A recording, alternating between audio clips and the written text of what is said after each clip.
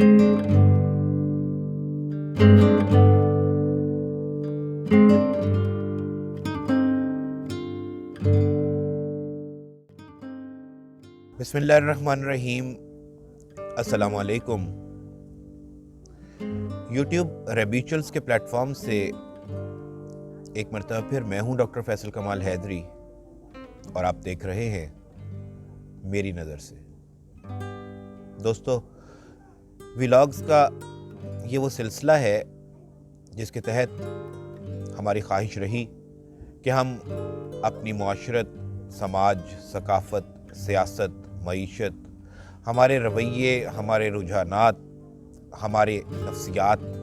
और हमारे मिजाजों में आने वाले मुख्तलिफ तग़य्युर व तबद्दुल के हवाले से गुफ्तगू करें। लेकिन बावजूद गुज़श्ता 1.5 साल से हम इस सिलसिले को जारी नहीं कर सके और उसका रीज़न वो स्ट्रगल थी जो बिलाखिर 31 दिसंबर 2021 को उस वक्त कामयाबी से हमकिनार हुई जब हम फ्रैंकफर्ट एयरपोर्ट जर्मनी पर उतर गए। हम यानी मैं और इस सफ़र में मुस्तकिल मेरा मुआविन फराज मंसूर अली। ये स्ट्रगल क्या थी, इस हवाले से हम रीसेंट डेज़ में फेसबुक और इंस्टाग्राम या सोशल मीडिया पर अपनी मुख्तलिफ स्टोरीज़ और मुख्तसर अपडेट्स के थ्रू आपको बताते रहे कि हम जर्मनी पहुंच गए, हम किस लिए यहाँ पर आए, हम यहाँ पर क्या करने जा रहे हैं। इस हवाले से कुछ नामुकम्मल जुमले, कुछ नामुकम्मल बातें आपके सामने आती रहीं, तो सोचा कि व्लॉग्स के सिलसिले का आगाज़ इसी वजाहत से किया जाए कि हम जर्मनी में क्यों आए हैं, 10 महीने के हमारे स्टे में हम यहाँ पर क्या करेंगे और वो कौन से अहदाफ हैं जिन्हें हम हासिल करना चाहते हैं। तो मामला ये है कि हम यहाँ पर आए हैं मेरी पोस्ट डॉक रिसर्च के सिलसिले में। इस स्ट्रगल का आगाज़ आज से तकरीबन 1.5 बरस या 2 बरस कह लीजिए पहले उस वक्त हुआ था जब पंजाब हायर एजुकेशन कमीशन के तहत एक स्कॉलरशिप जारी होता है, पोस्ट डॉक्टरल स्कॉलरशिप,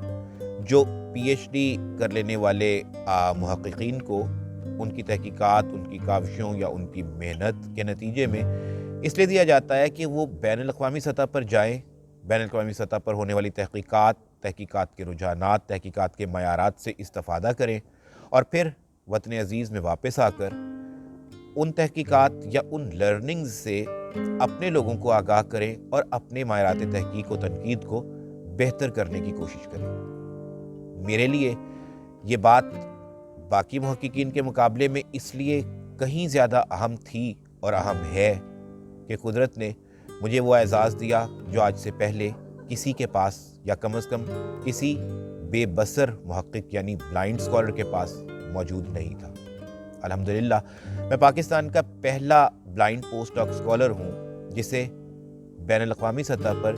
किसी भी पोस्ट डॉक रिसर्च के लिए मुल्क से बाहर भेजा गया है। रही बात पोस्ट डॉक रिसर्च के टॉपिक की, तो इस हवाले से भी मुख्तसर से अंदाज में आपसे बात होती रही कि हम अल्लामा इक़बाल की उर्दू शायरी के अंग्रेज़ी तराजिम और उनके मयारात पर तहकीक करेंगे। तो आज हम बात करते हैं कि वो तहकीक होगी क्या। दोस्तों, अगर मैं अपनी रिसर्च के टाइटल की बात करूं तो ये है application of nodes function plus loyalty principal on English translations of selected Urdu poetry of अल्लामा मोहम्मद इक़बाल। यानी हम अल्लामा मोहम्मद इक़बाल की मुंतखब शायरी के अंग्रेज़ी तराजिम पर क्रिश्चियन नॉड की एक थ्योरी है, एक प्रिंसिपल है, उनका एक कॉन्सेप्ट है जिसे वो लॉयल्टी या फंक्शन प्लस लॉयल्टी कहती है। हम फंक्शन प्लस लॉयल्टी को उर्दूआएँ या इसका उर्दू तर्जुमा करें तो हम कह सकते हैं कि मकसद और वफादारी, या अगर हम इसका बामुहावरा तर्जुमा करने की बजाय मफहूमी एतबार से बात करें तो इबलाग और वफादारी या वाबस्तगी। यानी इस कॉन्सेप्ट के तहत क्रिश्चियन नॉड जो कि जर्मन की मारूफ ट्रांसलेशन स्कॉलर हैं, उनका ये कहना है कि ट्रांसलेशन करते वक्त हमेशा ये देखने की ज़रूरत होती है कि कहाँ हमें सोर्स टेक्स्ट यानी माखज़ मतन یعنی اصل عبارت جس کو ہم لوگ کہتے ہیں. میں اس بات کی وضاحت اس وجہ سے کر رہا ہوں کہ ہمارے ہاں انفارچونیٹلی ترجمے پر تو بہت سی کتابیں لکھی گئی ہیں، لیکن اب تک ہم بہت سی ترجمے کی اہم ترین بنیادی یا اساسی اصطلاحات کے حوالے سے فیصلہ نہیں کر پائے، جس کے باعث مختلف قسم کے تراجم کیے جاتے ہیں اور مختلف قسم کی اصطلاحات وضع کرنے کی کوشش کی جاتی ہے، اور بہت سے مقامات پر ہم ویگ ٹرمنالوجی کا استعمال کرتے ہیں. تو بیسیکلی سورس ٹیکسٹ یعنی کہ اصل متن جو ہوتا ہے اس سے قریب رہا جائے ترجمہ کرتے ہوئے، یا اس بات کو مد نظر رکھا جائے کہ ترجمے کا اصل مقصد تو ان قارئین تک بات پہنچانا ہوتا ہے جو ماخذ متن کی زبان یعنی کہ ماخذ زبان سورس لینگویج سمجھنے سے قاصر ہوتے ہیں. اس حوالے سے گزشتہ 2000 سال میں بہت سے نظریات، بہت سی آراء، بہت سے افکار آئے جو ہمارے ہاں اردو میں ابھی تک مروج نہیں ہے، یا ہمارے ہاں اردو میں جیسے آپ جانتے ہیں کہ تنقیدی اصطلاحات یا تنقیدی دبستانوں کے حوالے سے تو بات ہوتی ہے، اور ہمارے قارئین ادب خاص طور پہ جانتے ہیں کہ نفسیاتی تنقید کیا ہوتی ہے، جمالیاتی تنقید کیا ہوتی ہے، مارکسی تنقید کیا ہوتی ہے، ساختیاتی، اسلوبیاتی، نئی تنقید، پس ساختیات اور سو آن سو فورتھ. لیکن ترجمے کے حوالے سے مختلف نظریات کیسے ہوتے ہیں، ٹرانسلیشنل اپروچز کیا ہوتی ہیں، اس حوالے سے اب تک اردو میں اگر میں یہ کہہ دوں کہ کوئی بھی کتاب موجود نہیں ہے تو یہ غلط نہیں ہوگا. خالد محمود خان صاحب کی ایک کتاب ہے ترجمے کے نظریات کے حوالے سے، ترجمہ نگاری مغربی نظریات، یا صفدر رشید کی ایک مرتبہ کتاب ہے، اس میں کچھ بات ہوئی، لیکن اب تک اس میں بہت سی گفتگو کرنے کی ضرورت تھی اور ہے. اور میرا کیونکہ پی ایچ ڈی کا ٹاپک اور اسی طرح سے ایم فل کا ریسرچ ٹاپک ترجمہ اور اس کے مختلف مباحث کے حوالے سے رہا. ایم فل میں آپ لوگ یا میرے وہ لوگ جو میرے احباب جانتے ہیں، محمد سلیم الرحمن کے اردو تراجم کے حوالے سے جب بات کی تو ہم نے انگریزی سے اردو تراجم کو کور کیا. اس کے بعد جب میں نے پی ایچ ڈی میں اردو شاعری کے انگریزی تراجم تحقیقی و تنقیدی مطالعہ یا تحقیقی و تنقیدی جائزہ کے حوالے سے تحقیقی مقالہ قلم بند کیا، تو اس میں نے دیکھا کہ اردو سے انگریزی ترجمہ کرتے وقت مترجمین کو کس نوعیت کے مسائل کا سامنا رہتا ہے. یوں ایم فل اور پی ایچ ڈی میں ترجمے کے حوالے سے تھیسس کرتے ہوئے مجھے اردو کے انگریزی اور انگریزی کے اردو تراجم دونوں کے حوالے سے دیکھنے کا موقع ملا کہ مترجمین کس نوعیت کے مسائل سے گزرتے ہیں. جب ہم نے اس حوالے سے اردو میں لکھی جانے والی کتابوں سے استفادہ کرنے کی کوشش کی تو معلوم ہوا کہ ہمارے ہاں بہت بنیادی سی سطح پر، لفظی سطح پر، جملاتی سطح پر بات تو ہوئی،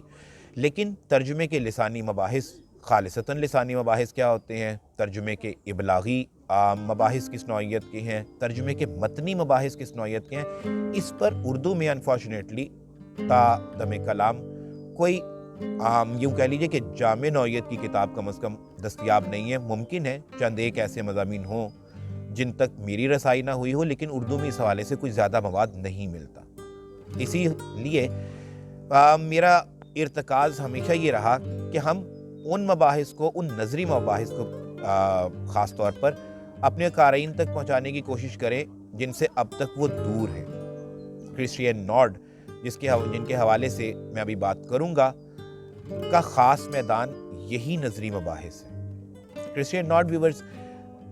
جرمن، جیسا کہ میں نے پہلے عرض کیا، جرمن ٹرانسلیشن تھیوریسٹ ہیں اور فنکشنل اپروچز کے حوالے سے انہیں بہت امپورٹنس حاصل ہے. دوستو، کرسچین نارڈ دور حاضر کی معروف وہ ٹرانسلیشن تھیوریسٹ ہیں جنہوں نے خاص طور پر فنکشنل اپروچز پہ کام کیا، ترجمے کے ابلاغی رجحانات کے حوالے سے کام کیا. اور ابلاغی رجحانات کی اگر ہم بات کریں تو ریسنٹ ڈیز میں اگر کاتھرینا ریس جنہوں نے 1970 میں ایک کتاب لکھی تھی، انہیں ترجمے کے جدید ابلاغی نظریات کے بانی ہونے کا اعزاز حاصل ہے، یا ہم کہہ سکتے ہیں کہ یہ وہ خاتون ہیں جن سے ترجمے کے ابلاغی نظریات کے حوالے سے خاص طور پر بات شروع ہوئی. اس کے بعد جولین ہاؤس نے اس پر کام کیا، پھر اسی طرح سے ہینز ورمیر کا معروف نظریہ سکوپوس تھیری ہمارے سامنے آیا، پھر کرسچین نارڈ نے ہینز ورمیر کے اس نظریے کو آگے بڑھایا اور آج فنکشنل اپروچز ٹرانسلیشن تھیریز کے حوالے سے سب سے معروف اور مؤثر تھیریز شمار ہوئی. تو کرسچین نارڈ نے اپنی کتاب translation a purposeful activity functional approaches explained میں پہلے تو فنکشنل اپروچز پر بات کی، فنکشنل اپروچز کے مختلف سٹیپس پر بات کی. ہینس ورمیر کا وہ معروف نظریہ جسے ہم سکوپوس تھیوری کہتے ہیں اور جس نے ترجمے کی دنیا میں ایک انقلاب برپا کیا، جس کے بعد ترجمے کو انتہائی مختلف انداز میں دیکھا جانے لگا اور بنیادی نقطہ مقصد پر آن ٹھہرا. یعنی یہ بات طے ہوئی کہ ترجمہ کیسا ہوگا، سورس ٹیکسٹ کی طرف رجوع کیا جائے گا، سورس ٹیکسٹ سے انحراف ہوگا، ہدفی متن پر مرکوز ہوا جائے گا، ہدفی ثقافت پر مرکوز ہوا جائے گا. ان باتوں کا جواب صرف ایک سوال کی روشنی میں طے کرنے کی کوشش کی گئی اور وہ تھا کہ ترجمے کا مقصد کیا ہے. ترجمہ تجارتی نوعیت کا ہے، ترجمہ تدریسی نوعیت کا ہے، ترجمہ تفہیمی نوعیت کا ہے، ترجمہ صرف جمالیاتی نوعیت کا ہے. اس بات کو طے کریں گے تو ترجمے کا مقصد طے ہوگا اور ترجمے کی یا متن کی نوعیت طے ہوگی. یہ مختصر سا تعارف ہم کہہ سکتے ہیں سکوپوس تھیوری کا، جو بنیادی طور پر ہینس ورمیر نے ترتیب دی تھی. اسی سکوپوس تھیوری کو آگے بڑھایا بعد ازاں کرسٹین نارڈ نے،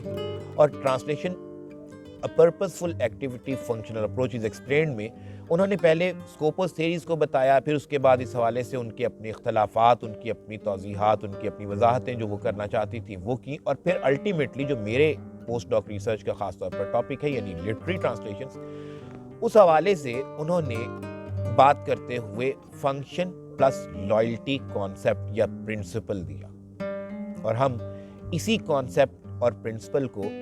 اقبال کی اردو شاعری کے انگریزی تراجم پر اپلائی کرنے جا رہے ہیں، اور ہم دیکھیں گے کہ کہاں پر مترجمین نے فنکشنلٹی کو زیادہ امپورٹنس دی اور کہاں لائلٹی کی بات کی.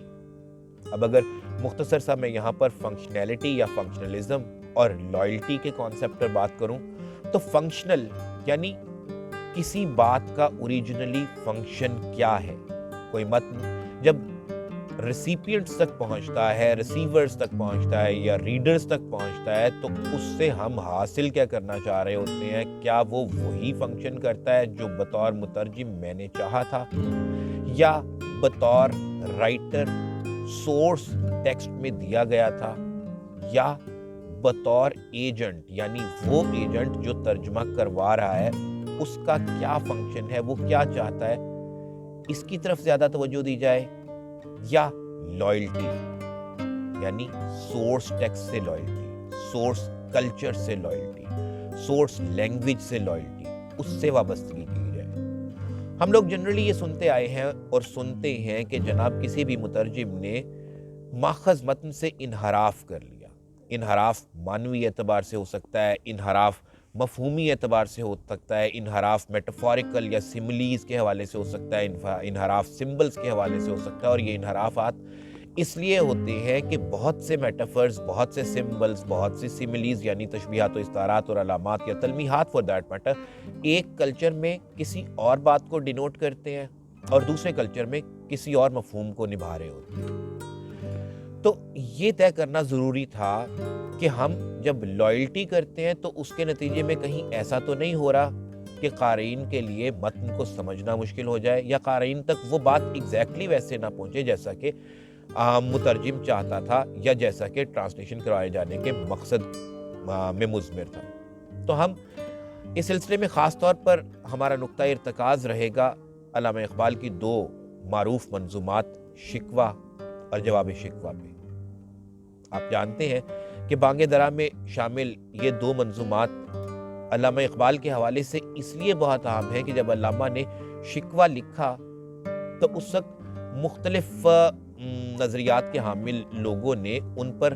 اس قدر تنقید کی اور ایسی باتیں بھی ہوئیں کہ ان پر انفارچونیٹلی کفر کے فتوے بھی لگ گئے. پھر اس کے بعد علامہ محمد اقبال نے جواب شکوہ لکھا اور لوگوں کو یہ بات سمجھانے کی کوشش کی کہ دراصل اس نظم کا یا ان دونوں منظومات کا اوریجنلی مطلب تھا کیا. معذاللہ اللہ تبارک و تعالیٰ کی ذات کو ہدف تنقید بنانا شکوہ کا مقصد نہیں تھا. ہم اس پر بھی آئندہ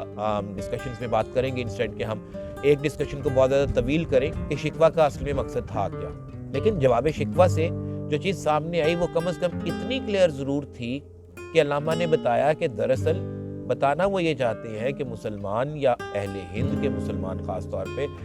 اگر مشکلات کے شکار ہیں، پرابلمز کو فیس کر رہے ہیں، تو اس کا ریزن صرف اور صرف اللہ تبارک و تعالیٰ کی ذات نہیں، ان کے اپنے اعمال ہیں۔ اس صبح حالی میں علامہ اقبال نے یہ بتانے کی کوشش کی کہ بہت سا نہیں، سارا قصور ہمارا اپنا تھا، یعنی ہمارے ایکشنز کا، ہمارے رجحانات کا اور ہمارے اپنے افکار کا۔ تو ان منظومات کو ہم نے چوز کیا اس لیے کہ مغرب میں خاص طور پہ ویورز ریسرچ ہمیشہ مائنیوٹ ہوتی ہے، یعنی انسٹیڈ کہ آپ بہت سارے مواد کو جمع کر کے اس کے اوپر طائرانہ سا جائزہ لیں، اس کی بجائے یہ سوچا جاتا ہے کہ آپ مختصر مواد پر عمیق جائزہ لیں۔ تو application of nodes function plus loyalty principle on English translations of selected Urdu poetry of Allama Iqbal, یہ ہمارا پوسٹ ڈاک ریسرچ کا ٹاپک ہے۔ مختصر سا میں نے آپ کے سامنے اس کا تعارف دیا۔ اس پر آنے والی گفتگو میں ہم مزید بات بھی کریں گے، اور اس کے ساتھ ساتھ جیسا میں نے آپ کو کہا کہ ہم جنرلی ہم بطور قوم، بطور معاشرہ کیا سوچتے ہیں، چیزوں کو کس طرح سے دیکھتے ہیں، اور بطور فرد میں کن نفسیات سے گزرتا ہوں، میں کن کیفیات سے گزرتا ہوں، میں کن رجحانات کا حامل ہوں، اور ان کا آپ پر کیا اثر ہوتا ہے۔ ہم متنوع موضوعات پر بات کریں گے، آپ سے بات ہوتی رہے گی، اور کوشش کیجیے گا کہ آپ دیکھتے رہیں میری نظر سے۔